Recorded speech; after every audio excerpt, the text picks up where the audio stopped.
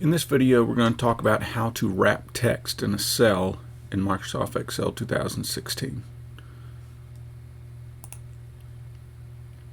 So I have the same document open, the same spreadsheet open I had from last video. And what we're going to do is, if you look at column A, we have a couple things that run into column B.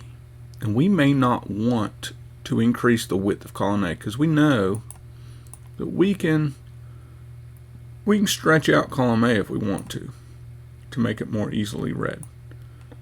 Or we can double click on it and it'll auto fit to our text or numbers in that column. But what if we only want column A to be a certain width because we don't have enough space to print it all out? And what we want to do is make some of these items that are running over into another cell appear on a second line. So what we're going to do in my spreadsheet, I'm going to select A7, so patient co-payments, patient self-pay payments.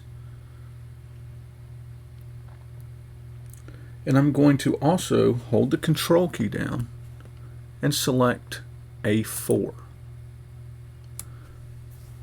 So using the control key, you can multi-select more than one non-contiguous cell.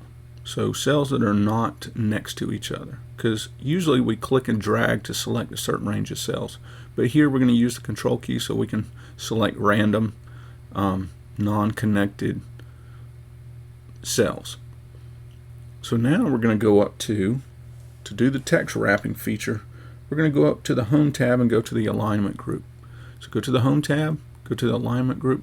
All we got to do is click Wrap Text, and it'll wrap the text onto a second line. It'll make the height of our row a bit taller, but as far as space from left to right, we've decreased the width of what our column actually has to be.